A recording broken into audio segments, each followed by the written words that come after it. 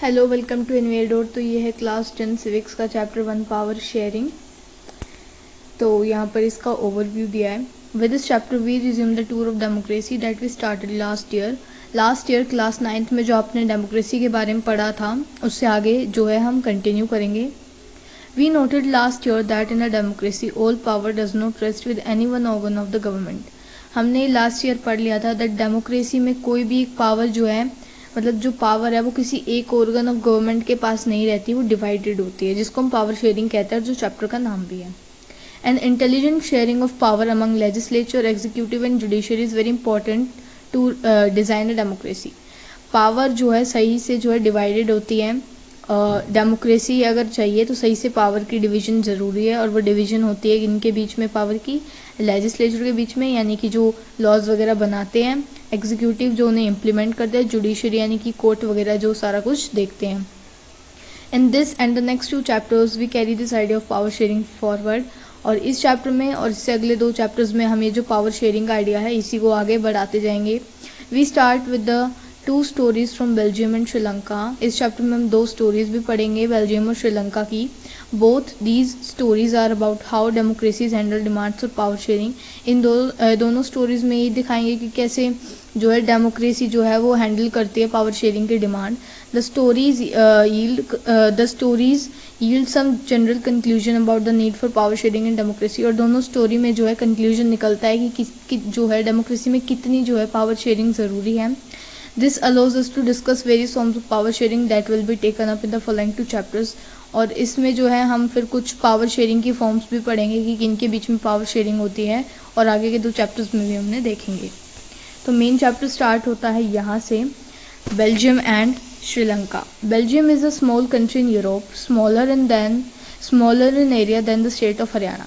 अब यूरोप में एक छोटी सी कंट्री है, ठीक है। Belgium is a small country, Belgium एक छोटी सी कंट्री है यूरोप में, और इतनी छोटी है जितना हरियाणा। यहाँ पर हरियाणा से कंपेयर किया है।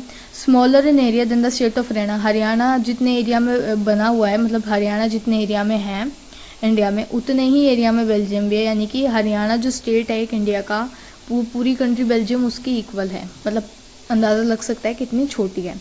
It has borders with France, the Netherland, Germany and Luxembourg.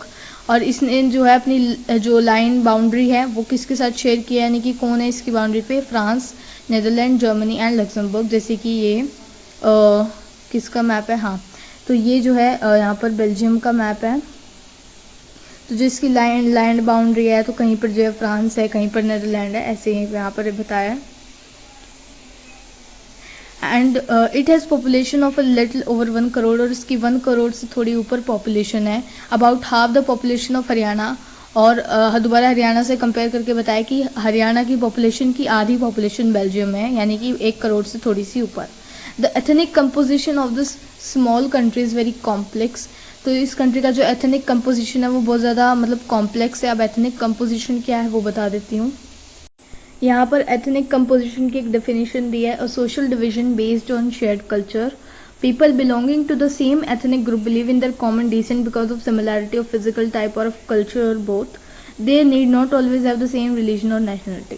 तो ये तो डेफिनेशन हो गई। इसका मीनिंग ये है, जैसे एक मान लो एक जगह है, वहाँ पर बहुत सारे लोग हैं, ये हिंदू हैं वहाँ पर, ठीक है, ये मुस्लिम्स है सपोज, ठीक है, ये सिख हैं।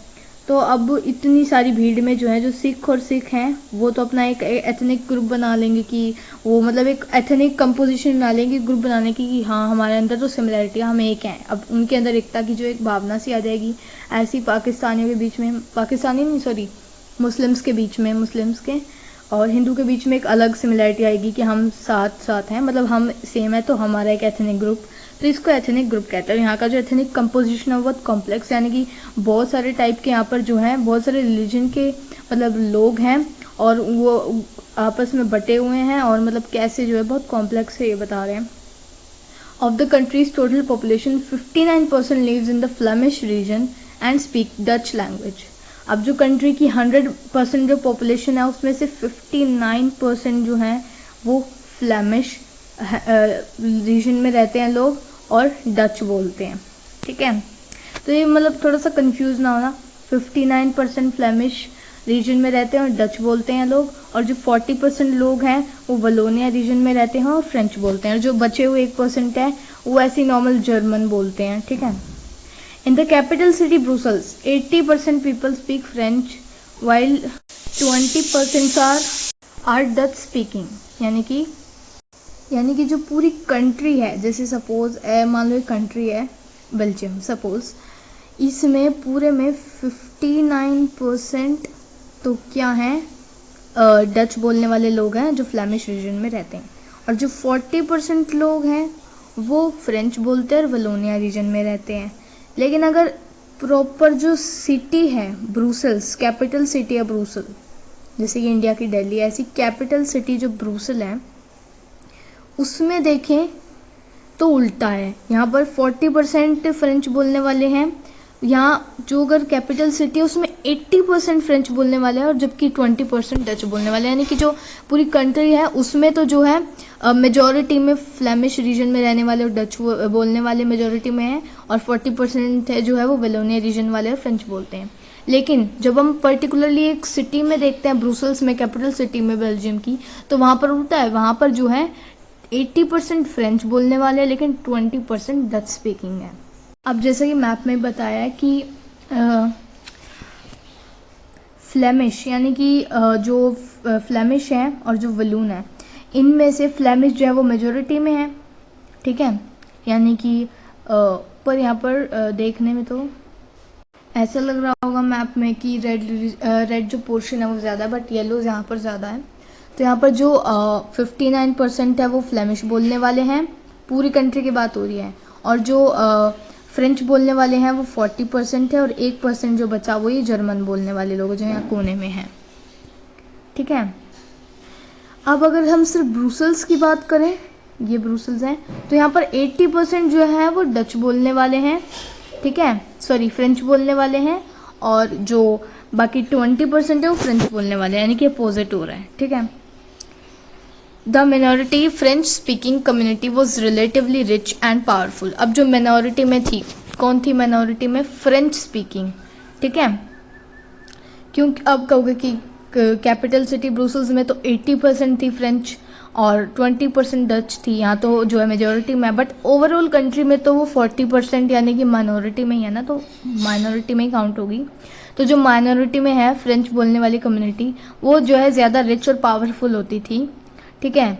This was resented by the Dutch speaking community who got benefit of economic development and education much later. यानी कि जो माइनॉरिटी वाले जो फ्रेंच स्पीकिंग थे वो रिच और पावरफुल थे as compared to Dutch speaking, लेकिन जो डच स्पीकिंग थी उनको जो इकोनॉमिक डेवलपमेंट है उनकी और जो उनका एजुकेशन का जो है बेनिफिट है वो बहुत बाद में मिले। This led to tension between the Dutch speaking and French speaking community during the 1950s and 1960s।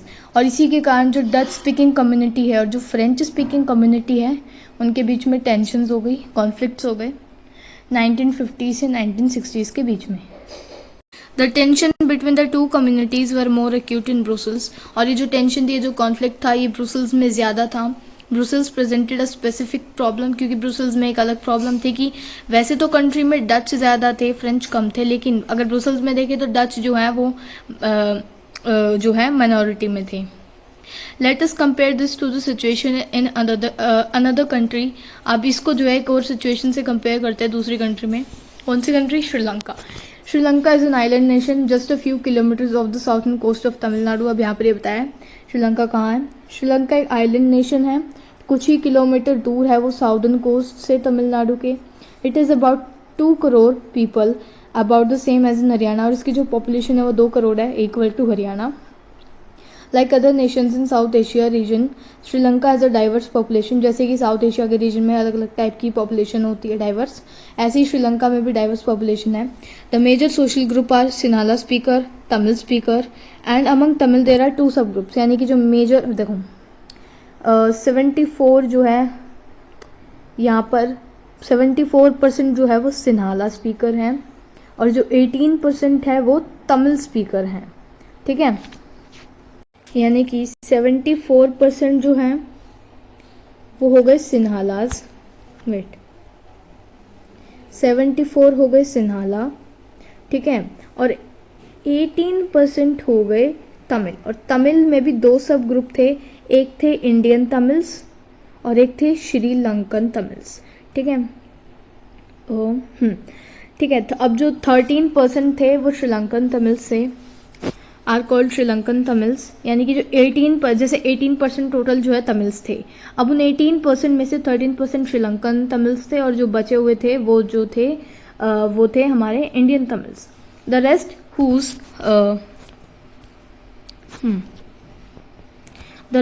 forefathers came from India as in plantation worker during colonial period are called Indian Tamils। और Indian Tamil किसको बोल रहे हैं? श्रीलंकन तमिल जो वहीं पैदा हुए, जो वहीं हैं, वहीं के वहीं हैं, मतलब जो वहीं के हैं। बट इंडियन तमिल्स वो थे जिनके फोरफादर, जिनके पूर्वज जो हैं एज अ प्लांटेशन वर्कर जो है वो कॉलोनियल पीरियड में जो है श्रीलंका में आए थे काम ढूंढने के लिए और फिर वहीं बस गए थे, उन्हें इंडियन तमिल्स कहते हैं। As you can see from map, the Sri Lankan Tamils are concentrated in the north and east of the country। जैसे कि मैप में देख रहे हो कि जो श्रीलंका के तमिल्स हैं वो नॉर्थ और ईस्ट पार्ट में है कंट्री के। ठीक है, यानी कि जो नॉर्थ ईस्ट पार्ट है उसमें जो है वो श्रीलंकन तमिल है। देखो ऑरेंज कलर का, ये नॉर्थ पार्ट, ईस्ट पार्ट। ठीक है, और most of the Sinhala speaking are Buddhist, और ज़्यादातर जो भी सिन्हाला बोलने वाले लोग थे ना वो बुद्धिस्ट थे, और जबकि जो तमिल बोलने वाले थे वो हिंदू और मुस्लिम्स थे। ठीक है, और जो 7% थे वो क्रिश्चियंस थे, जो दोनों तमिल और सिन्हाला दोनों थे। ठीक है, इसको अब एक बार और बता देती हूँ।